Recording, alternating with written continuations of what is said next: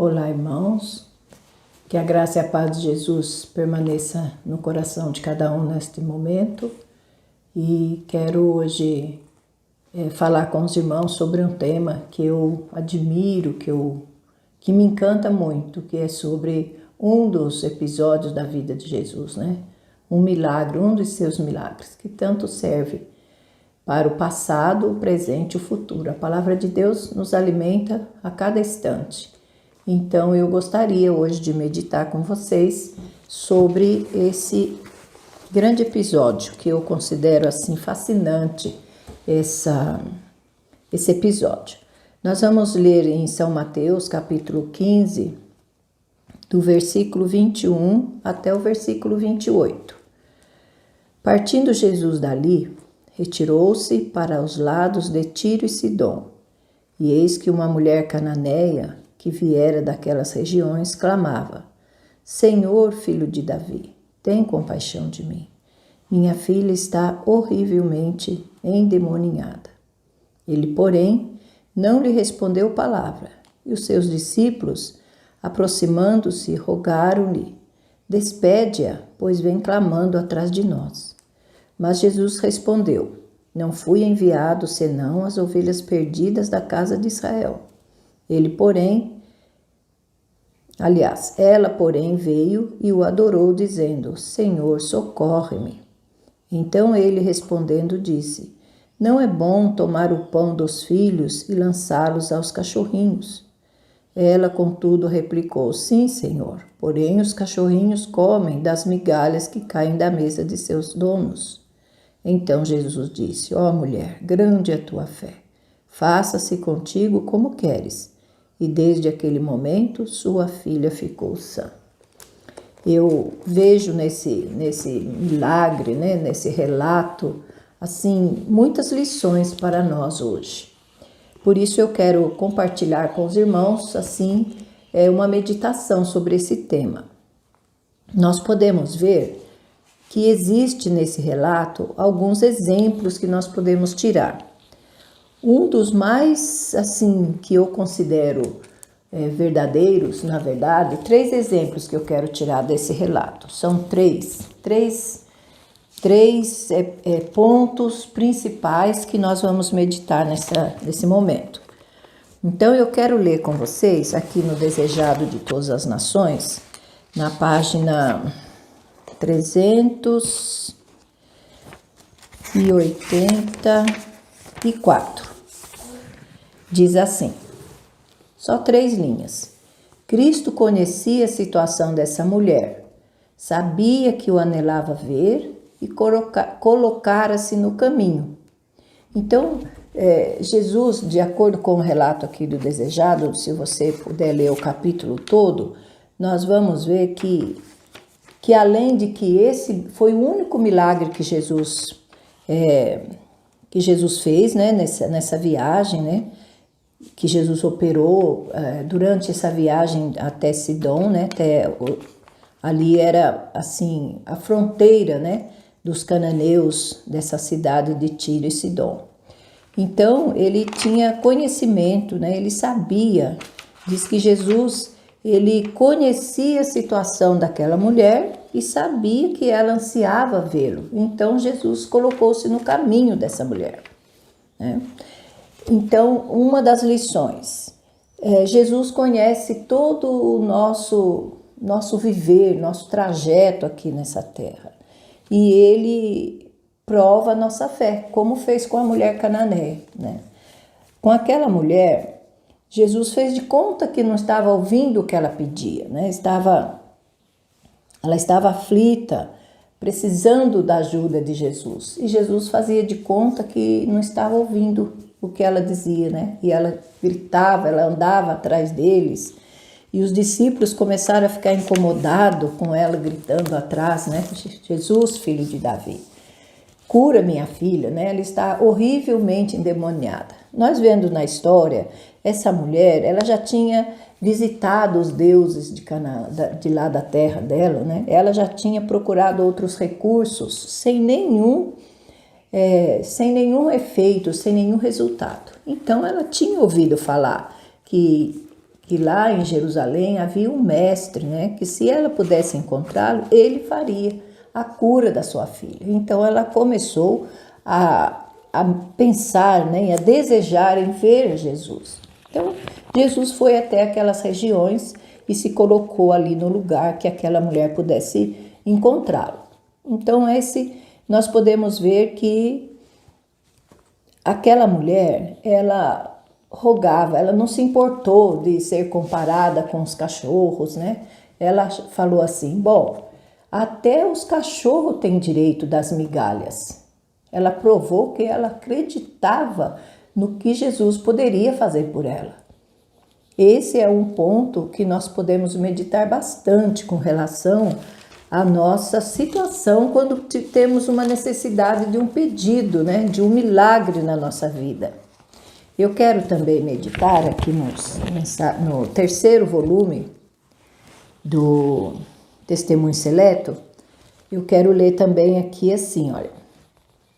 O nosso Deus tem o céu e a terra sob seu comando e sabe justamente o de que necessitamos. Só vemos um pequeno trecho do caminho que está à nossa frente. Mas todas as coisas estão mais do que patentes aos olhos daquele com quem temos de tratar. Ele está entronizado acima do tumulto da terra. Todas as coisas estão sob o alcance de sua divina supervisão. E lá, da sua grande e calma eternidade, ele comanda o que em sua providência vê ser o melhor. É isso que nós temos que acreditar, né? Isso que a palavra de Deus tem nos revelado é que Deus está acima de todo esse tumulto que está ao nosso redor. E Ele está de lá olhando e Ele responde segundo Ele acha melhor para cada um de nós, né? Essa é uma das coisas assim que eu lembro muito, que eu penso muito. Por quê? Porque nós desanimamos muito rápido, né? Quando pedimos algo a Deus, temos que crer, né? Temos que confiar na sua palavra. Ele está sabendo de tudo que acontece conosco e nós precisamos acreditar nisso, né? Aí diz mais assim, olha, nesse pequeno livreto aqui, que é sobre a santificação, na página 99, diz, muitos dos que estão buscando santidade no coração e pureza de vida parecem perplexos e desanimados. Estão constantemente olhando para si mesmo e lamentando sua falta de fé. E por que não têm fé? Julgam que não podem reclamar as bênçãos de Deus. Essas pessoas pensam que o sentimento seja fé. Olham para cima da simplicidade da verdadeira fé e assim trazem grandes trevas sobre sua vida. Deveriam volver a mente de si mesmo para repousá-la na misericórdia e bondade de Deus e recordar suas promessas e então simplesmente crer que Ele cumprirá a sua palavra. Não é em nossa fé que devemos confiar, porém nas promessas de Deus.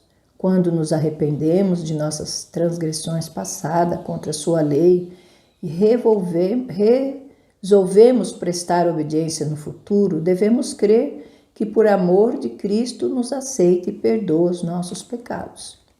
As trevas e o desânimo virão, às vezes a alma, e ameaçarão vencer-nos, mas não devemos rejeitar nossa confiança. Precisamos conservar os olhos fixos em Jesus, sentindo ou não. Devemos procurar cumprir fielmente cada dever conhecido e então calmamente descansar nas promessas de Deus.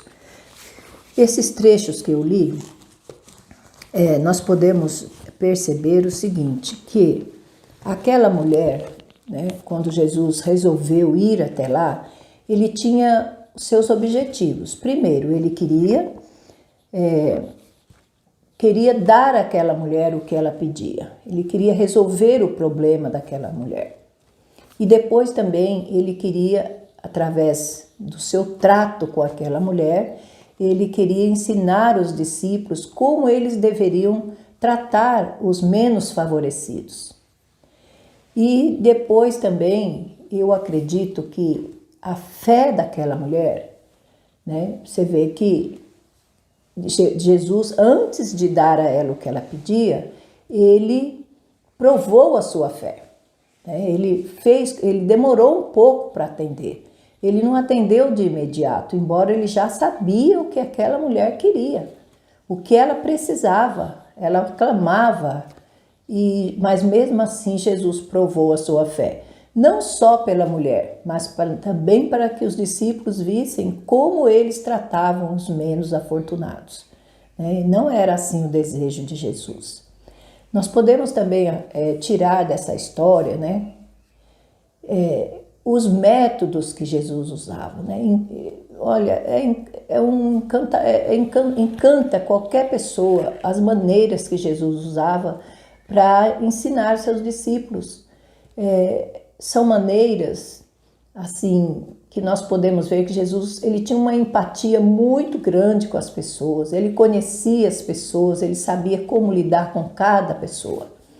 Então, eu vejo que a fé daquela mulher foi provada e Jesus ficou satisfeito com o resultado, né? Porque quando os discípulos falavam, mande essa mulher embora, né? Ela está incomodando, gritando atrás de nós.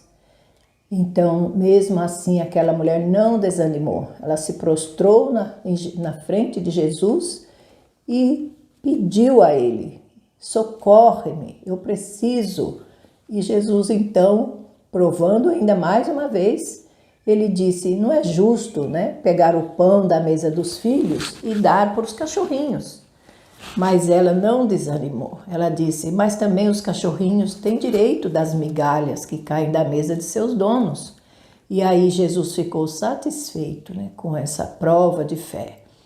Mas eu acredito que nesse relato, a coisa mais linda que nós podemos ver, contemplar e raciocinar é o privilégio que Jesus deu para essa mulher.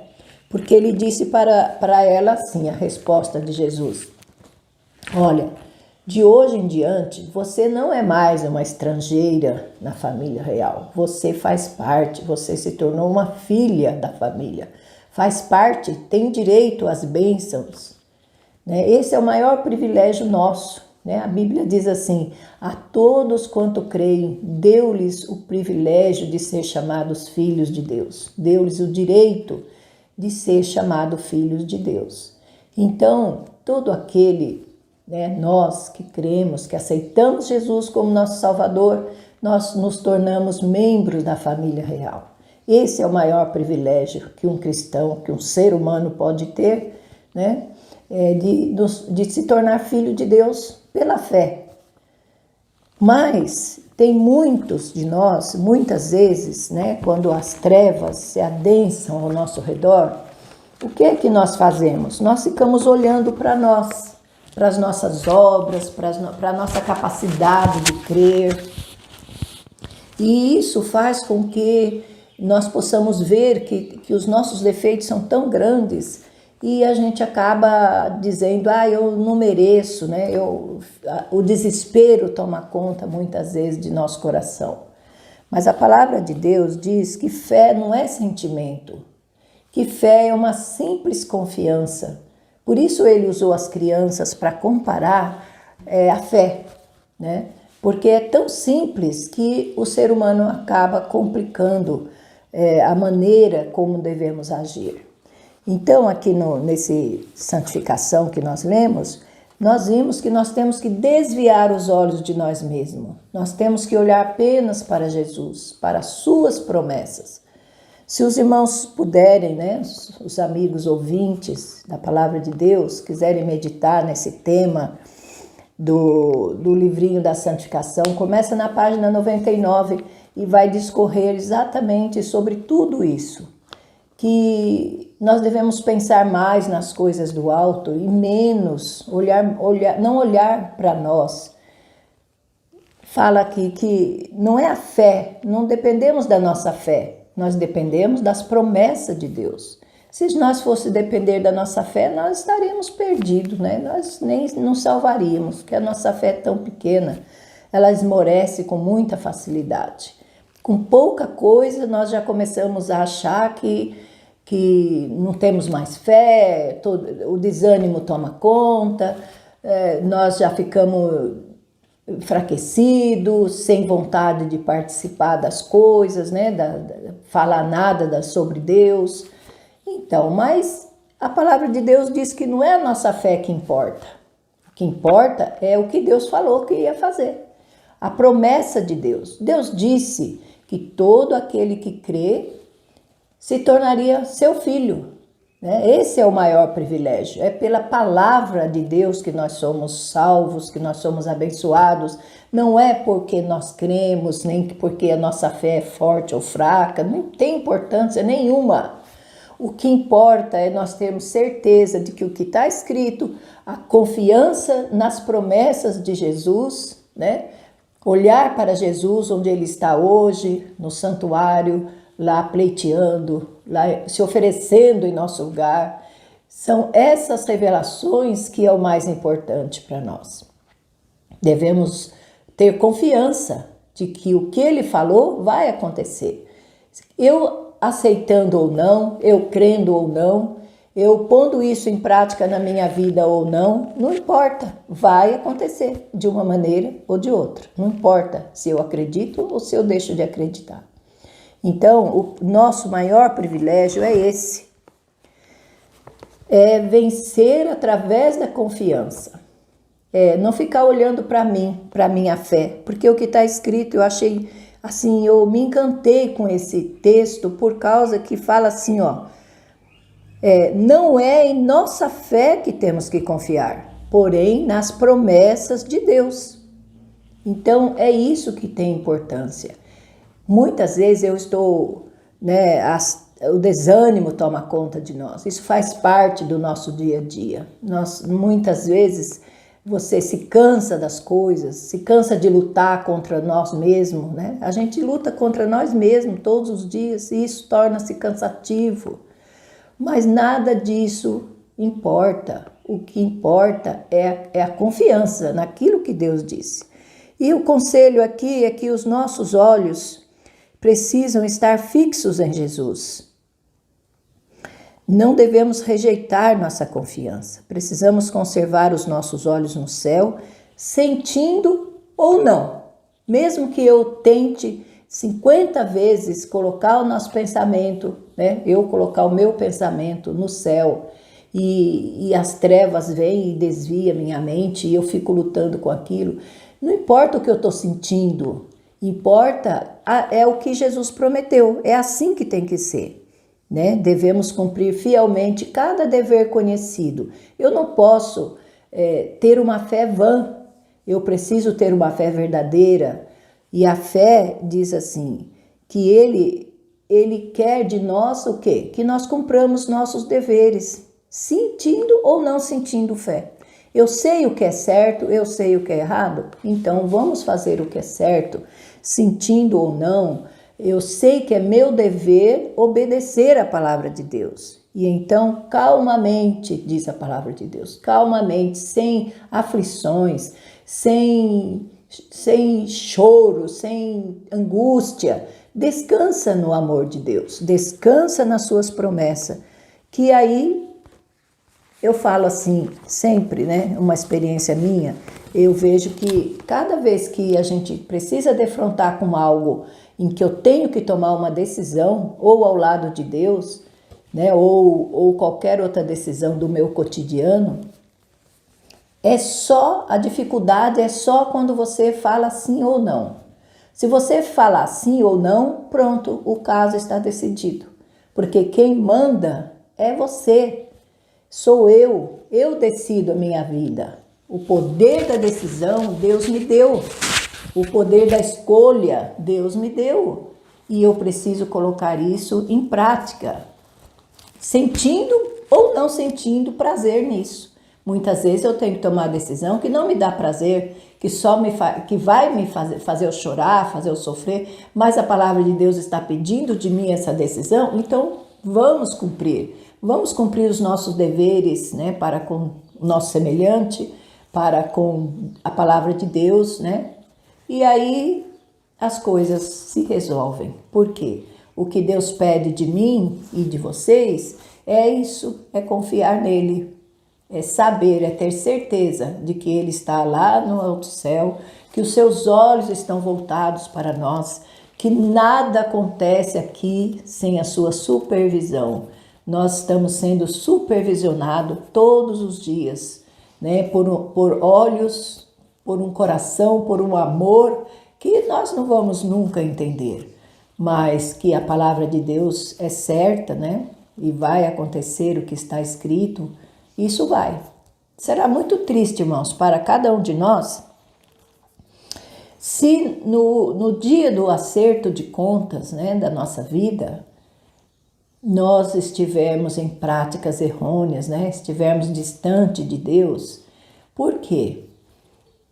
Porque se isso acontecer, irmão, Jesus não poderá fazer nada por mim, nem por você.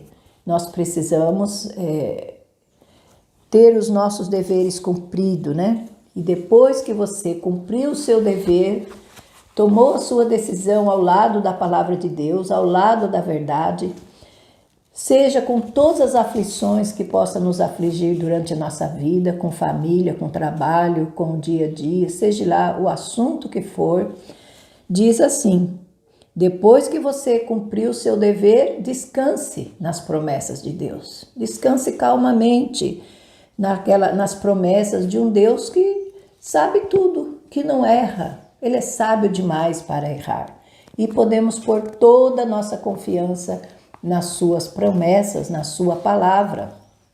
Eu quero ler um versículo para encerrarmos nossa meditação, que eu gosto demais de falar sobre os milagres de Jesus. Por quê? Porque os seus métodos, né, encantam qualquer pessoa. Eu quero ler para nós em Hebreus, capítulo 4, verso 13, para nós meditarmos na palavra de Paulo também, que nós vamos ver. Diz assim, olha: e não há criatura que não seja manifesta na sua presença. Então seus olhos estão sobre todas as criaturas, todo ser vivente, desde os passarinhos, desde os animais, né? Quanto mais o ser humano. Então diz: e não há criatura que não seja manifesta na sua presença. Pelo contrário, todas as coisas estão descobertas e patentes aos olhos daquele a quem temos de prestar contas. Nada é escondido para Deus. Nada. Deus sabe quando nós estamos tristes, quando nós estamos alegres. Deus sabe dos nossos sentimentos. Deus nos conhece melhor do que nós mesmos. Muitas vezes Satanás lança trevas e sombras sobre nossa cabeça, nos fazendo desanimar, nos deixando contristados, né? E nós ficamos assim, sem ânimo até para orar. Mas se nós não temos palavras para falar nesse momento, podemos, com os nossos pensamentos, podemos nos achegar a Deus, e Ele, tenho certeza, que está nos olhando e tendo misericórdia de nós. Que Deus possa abençoar cada um de vocês, cada um de nós, e nós possamos realmente